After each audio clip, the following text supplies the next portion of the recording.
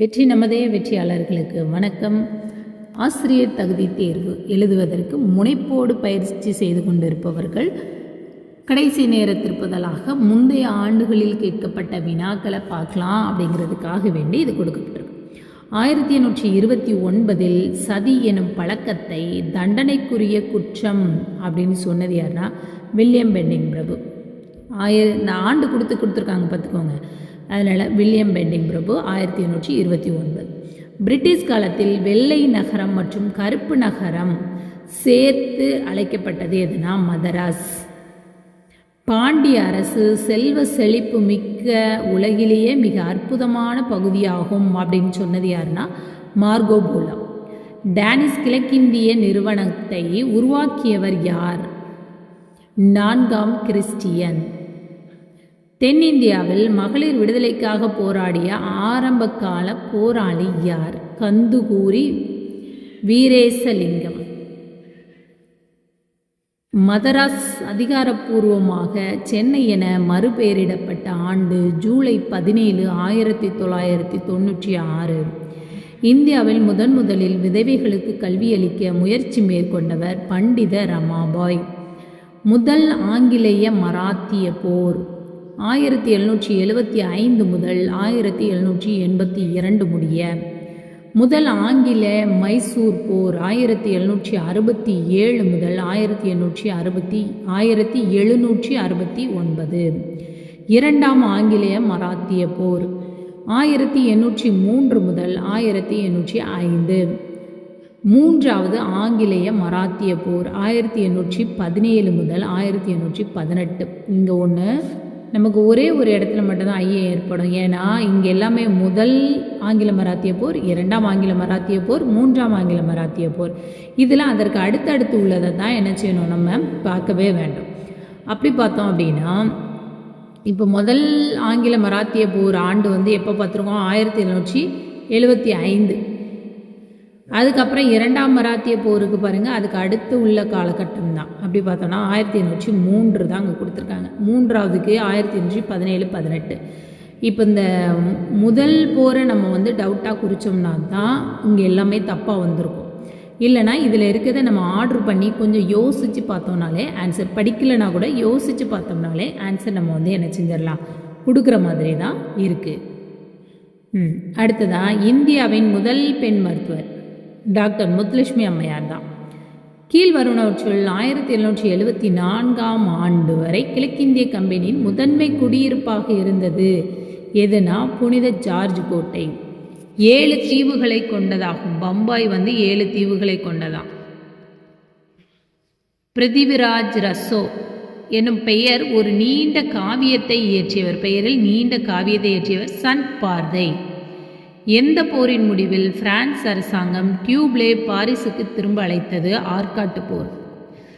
சென்னை நாட்குறிப்பு பதிவுகளை முதலில் 1917 வெளியிட்டவர் டாட்வெல். அதாவது நாட்குறிப்புனாலே அனந்தரங்க ஞாபகம் வரும். இங்கே வருஷம் குறிப்பிட்டிருக்காங்க 1917 சென்னை நாட்குறிப்பு டாட்வெல். அறுவை சிகிச்சை செயல்முறை குறித்து விளக்கிய முதல் இந்தியர் சுஸ்ருதர். புனித யாத்ரீகர்களின் இளவரசர் என்று அழைக்கப்படுபவர் யுவான் ஸ்வாங்.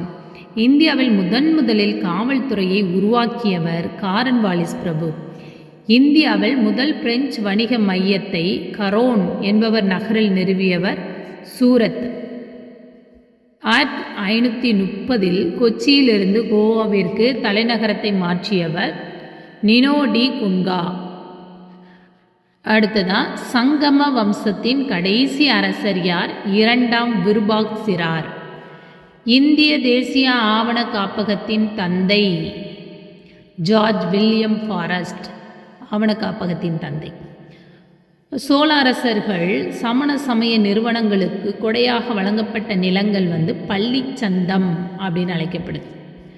பல்கலைக்கழக கல்வி குறித்த அறிக்கை தயாரிக்க 1948 ஆண்டு உருவாக்கப்பட்ட குழு டாக்டர் ராதாகிருஷ்ணன் குழு. இப்போ இதுக்கு எல்லாத்துக்குமே இந்த ஆண்டுகள் தெரிஞ்சு வச்சுட்டோம் அப்படின்னா அது ரொம்ப பயனுள்ளதாக இருக்கும். பன்னாட்டு தேதி கோடு அலாஸ்காவிற்கும் ரஷ்யாவிற்கும் இடையில் பேரிங் நீர்ச்சந்தி வழியாக செல்கிறதுனா பசிபிக் பெருங்கடல். சுருளி நீர்வீழ்ச்சி அமைந்துள்ள மாவட்டம் தேனி. கீழே கொடுக்கப்பட்டுள்ள வாக்கியங்களை கருத்தில் கொண்டு சரியான விடை. தமிழ்நாட்டின் வடமேற்கு பகுதியில் அமைந்திருக்கும் பாராமஹால் பீடபூமி மதுரை பீடபூமியின் ஒரு பகுதியாகும். கோயம்புத்தூர் பீடபூமி நீலகிரி மற்றும் தருமபுரி மாவட்டங்களுக்கு இடையே அமைந்துள்ளது. இதில் வாக்கியம் 1 தவறானது, வாக்கியம் 2 சரியானது. இந்தியாவின் முதல் தேசிய பூங்கா ஹெய்லி தேசிய பூங்கா. கொட்டாபாக்சி எரிமலை அமைந்துள்ள மலைத்தொடர் ஆண்டீஸ். வெள்ளையங்கிரி மலை தெற்கின் கைலாஸ். ஜவ்வாது மலை இயற்கையின் சொர்க்கம். கோத்தகிரி பச்சை மலை. ஆனைமலை உயர் விளிம்பு. இதெல்லாம் அதுக்கான அடைமொழிகள். சூரிய குடும்பம் புதனை விட மிகப்பெரிய துணைக்கோள் எது அப்படின்னா கனிமோடே. இதெல்லாம் 6ஆம் வகுப்புலே இருக்குது புவியியல் பகுதியில். கீழ்கண்டவற்றில் எது சரியான வாக்கியம்? கரிசல் மண் தீப்பாறைகள் சிதைவடைவதால் உருவாகின்றன. கரிசல் மண் தான் தீப்பாறைகள் சிதைவடைறதுனால உருவாகக்கூடிய மண். வட அமெரிக்காவில் வெப்பமண்டல மலைக்காடுகள் காணப்படும் பகுதி எதுனா மத்திய அமெரிக்க பகுதி. 3ஆம் துருவம் என்று அழைக்கப்படுவது எதுனா திபெத். இந்தியாவில் மயானி பறவை சரணாலயம் அமைந்துள்ள மாநிலம் மகாராஷ்டிரா. ஆர்டிக் பெருங்கடலின் ஆழமான பகுதி லிட்கி அகலி. சூயஸ் கால்வாய் மத்திய தரைக்கடலையும் செங்கடலையும் இணைக்கிறது. தாய் கண்டம் என அழைக்கப்படுவது ஆப்பிரிக்கா. பெரிய சேற்று ஆறு என்ற புனைப்பெயருடன் அழைக்கப்படும் ஆறு என்னன்னா மிசிசிபி ஆறு. டாஸ்மேனியா ஆப்பிள் தீவு அப்படின்னு அழைக்கப்படுகிறது. பத்ரவன இங்கே சரியான இணையை கண்டறியன்னு கேட்டிருக்காங்க. கான்கா தேசிய பூங்கா மத்திய பிரதேச பூங்கா அதுதான் சரியானது. உலகின் மிக பழமையான படிவு பாறைகளின் வயது 3.9 மில்லியன் ஆண்டுகள். உலகின் மிக பழமையான படிவு பாறைகள் கிரீன்லாந்தில் கண்டுபிடிக்கப்பட்டது. 2 கூற்றுமே சரியானது. லாம்பர்ட் பனியாறு உலகின் மிகப்பெரிய பனியாறு. அப்போ உலகின் மிகப்பெரிய பனியாறு யாருன்னா லாம்பர்ட் அப்படிங்கிறது. வெப்பமண்டல வறண்ட புல்வெளிகள் அப்படின்னு அழைக்கப்படுகிறது சவானா. செயல்படு எரிமலைகளில் பொருந்தாத ஒன்றை தேர்க. அது ஜப்பானில் உள்ள பியூஜியாமா அப்படிங்கிறது தான் செயல்படும் எரிமலைகளில் பொருந்தாத ஒன்று. மீதி எல்லாம் செயல்படும் எரிமலை. அமெரிக்க ஐக்கிய நாடுகளில் உள்ள ஜெயின் ஹெலன், பிலிப்பைன்ஸில் உள்ள ஃபினாடுபோ, ஹவாயில் உள்ள மௌனாலோ இதெல்லாம் செயல்படக்கூடிய எரிமலை. அப்போ பியூஜிமா செயல்படாத எரிமலை. 2 பெரிய நீர்நிலைகளை இணைக்கும் குறுகிய நீர்வழி நீர்ச்சந்தின்னு அழைக்கப்படுது. தாஜ்மஹால் வெள்ளை பளிங்கு கற்களால் கட்டப்பட்டது. இது எந்த வகை பாறையை சார்ந்ததுன்னா உருமாறிய பாறைகள். இந்திய குடிமக்களின் வாக்களிக்கும் வயதினை 21 18 குறைத்த அரசமைப்பு சட்டத்தினுடைய திருத்தம் எதுனா 61வது திருத்தம். 61வது திருத்தம். அடுத்து இதில் இறையாண்மை எனும் சொல் எந்த மொழியிலிருந்து பெறப்பட்டதுன்னா லத்தீன். இறையாண்மை லத்தீன். ஒவ்வொரு மாநிலத்திலிருந்தும் மாநிலங்களவைக்கு தேர்ந்தெடுக்கப்பட வேண்டிய உறுப்பினர்கள் எண்ணிக்கை அரசமைப்பின் எந்த பட்டியலில் குறிப்பிடப்படுதுன்னா 4வது பட்டியல். பட்டியல் 1 பட்டியல் 2 பொறுத்துக. ஆப்பிரிக்கா ஆசிய நாடுகள் 1992. அணிசேரா இயக்கம் வி கிருஷ்ணமேனன். லாப்னார் சீனா. கிழக்கு நோக்கிய கொள்கை ஆப்பிரிக்கா ஆசிய மாநாடு நடைபெற்றது இந்தோனேசியா. அணிசேரா இயக்கம் தொடங்கப்பட்டது இயக்கம் அப்படின்னா வி கிருஷ்ணமேனன். லாப்னார் சீனா. கிழக்கு நோக்கிய கொள்கை 1992.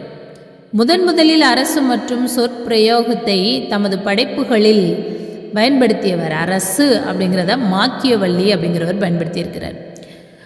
படைப்பிரிவுகளில் எந்த ஒரு படைப்பிரிவு மத்திய ஆயுத காவல் படைகளில் பங்கு பெறாதது அப்படின்னா ரகசிய சேவை பணியகமா. அப்போ மீதி எல்லாம் சேரும். மத்திய